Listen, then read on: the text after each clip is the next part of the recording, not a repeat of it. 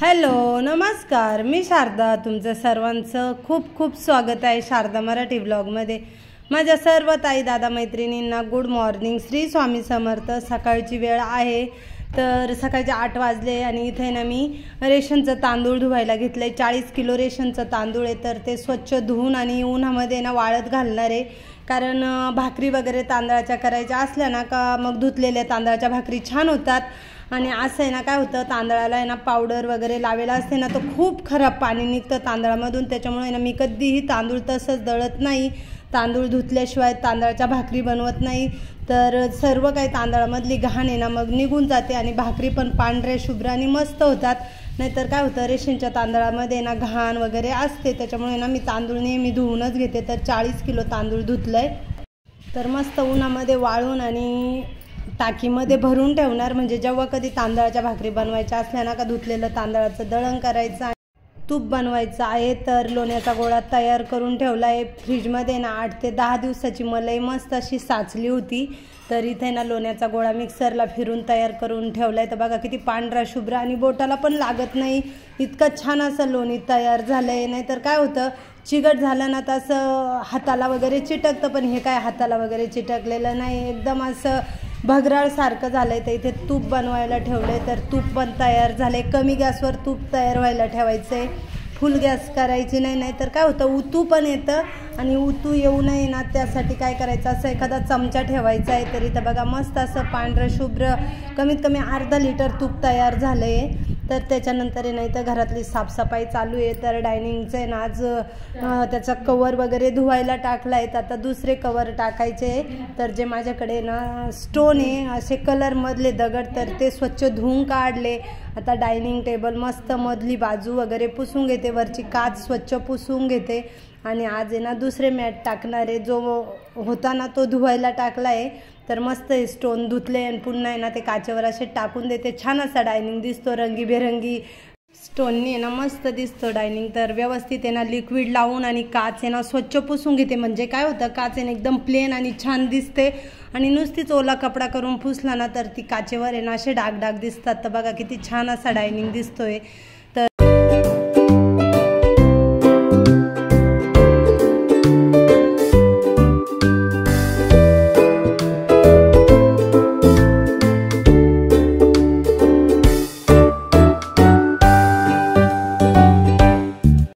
आता संध्याकाळी ना 7 वाजता तुम्हाला भेटले. तर मस्तपैकी झाडांना ना पाणी घालते. दिवसभर वेळ नव्हता भेटला आणि झाडांना पाणी सकाळच्या किंवा संध्याकाळच्याच वेळेस घालायचं.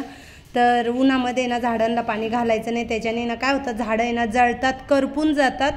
तर शेंडे त्याचे करपतात. आणि अनंताच्या फुलाला बघा किती मस्त असे फुलं आले.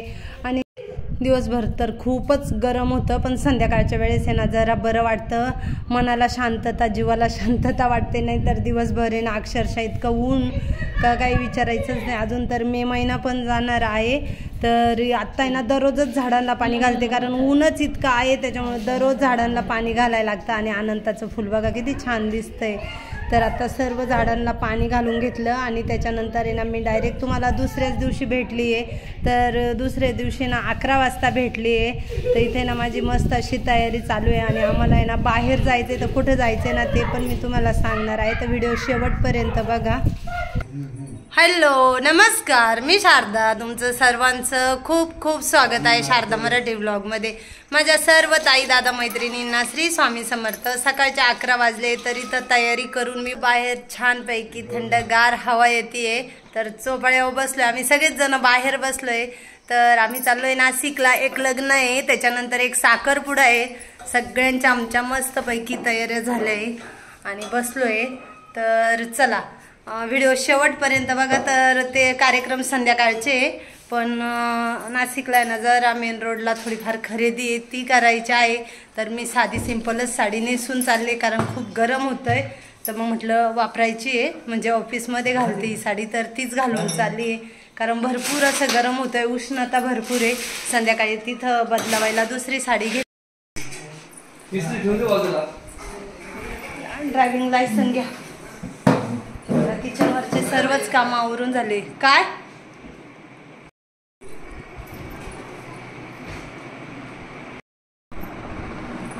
आधी दरवाजे खिडक्या बंद कर, सगळे घरातले कामं आवरून झाल्या.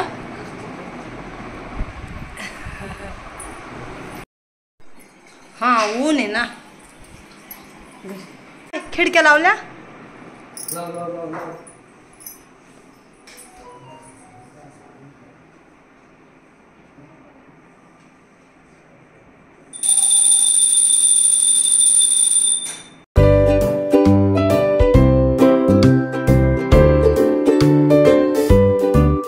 साहेबांना आणि आधीला पण नवीन ड्रेस घेतला आहे, पण आता काय गरम होतं ना त्याच्यामुळे आहे ना संध्याकाळी लग्नाच्या ठिकाणी गेल्यानंतर आहे ना ते पण ड्रेस चेंज करतील. तर चला त्यांनी ना देवाचं दर्शन वगैरे घेतलं आणि आता आम्ही निघालो आहे. तर किचनवरचे सर्व काही कामं आवरून. आधी तुला पण आज एक टोपी घे. नका ती आणि त्याला कसं पण बस बस घेऊन तो पण आहे ना दोन्ही, मग दोन्ही लावून घ्यायचे. चला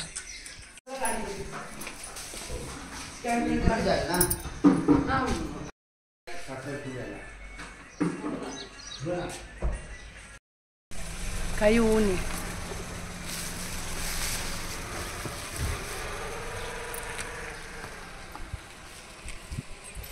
चला दादा.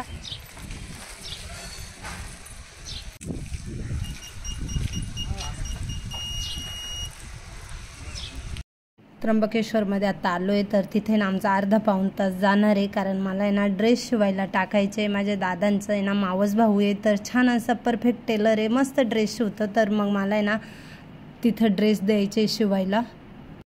12 वाजेचं ऊन आहे आणि एवढ्या उन्हामध्ये आम्ही निघालो आहे. तर मेन रोडला थोडीशी खरेदी होती ना त्याच्यामुळं लवकरच निघालो. ते कामं करायचे. दीदी आधीला ड्रेस घ्यायचा आहे आणि त्याच्यानंतर लग्न आणि एक साखरपुडा करायचा आहे. तर दुपारच्या वेळेस बघा किती शांतता आहे.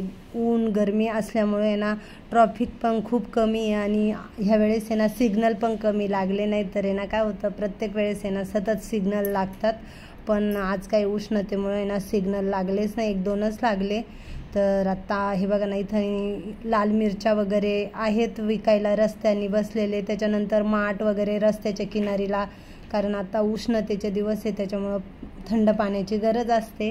आणि त्याच्यानंतर आता आहे ना इथे 2-2:30 वाजले. तर हॉटेलमध्ये गेले जेवण करायला. तर आम्ही आता मस्तपैकी जेवण करणार आणि जेवण झाल्यानंतर आहे ना पुन्हा जे काही राहिलेले कामं आहेत ना ते करायचे. म्हणजे आत्ता चालू आहे, अजून तर काही कामं केले नाही आणि काही घेतलेलं पण नाही आहे. मोबाईल शॉपमध्ये आलो आहे. तर माझ्या मोबाईलला आहे ना टेम्पर्ड ग्लास बसवायचे आहे आणि एक आम्हाला सेल्फी स्टिक पण बघायचं आहे. तर त्याच्यासाठी आलो होतो. तर ती ग्लास आहे ना 3 महिन्यांनी बदलावायला लागते, कारण आहे ना ती नाहीच बदलली ना तर फोन खराब होतो. आणि मला आहे ना नवीन फोन पण घेतला आहे OnePlusचा. पण खूप व्हिडिओमध्ये म्हटलं आज दाखवेल उद्या दाखवेल, पण तो पण दाखवायचा बाकी राहिला आहे. तर दाखवेल एखाद्या व्हिडिओमध्ये. त्याच्यानंतर सर्व काही खरेदी झाली आणि आता बहिणीच्या घरी गेलो. तिथं तयारी वगैरे केली लग्नाला जायला. तयारी वगैरे झाली आमची आणि आम्ही चालू आहे लग्नाला. एक लग्न करून त्याच्यानंतर हळदीला जाणार आहे. तर साडी वगैरे चेंज केली बहिणीच्या इथं आणि तिच्या इथून निघालो आहे. माझे आई वडील तिच्या इथंच बसलेत, कारण त्यांना पण याला साखरपुड्याला जायचं आहे. तर आता आम्ही चाललो आहे किया घेऊन लग्नासाठी. माझ्या आई तर हळदीलाच होती, कारण तिच्या मावस भावाच्या मुलाचं लग्न होतं. तर तिने हळद पण केली, त्याच्यानंतर वैदिक पद्धतीचं लग्न केलं, संध्याकाळचं लग्न केलं आणि आता साखरपुड्याला जायच्यासाठी ना ती बहिणीच्या इथे. तर आम्ही आलो आता लग्न ठिकाणी. आम्हाला पण वैदिक पद्धतीच्या लग्नाला दुपारच्या वेळेस यायचं होतं, पण मेन रोडला जरा खरेदी होती. दीदीला जरा पुस्तकं वह्या वगैरे घ्यायचे होते, शाळेचीच जास्त तिची खरेदी होती आणि 1-2 जीन्स पण घ्यायच्या होत्या. त्याच्यामुळेच मग आम्हाला काही येता नाही आलं, मग संध्याकाळी आलो.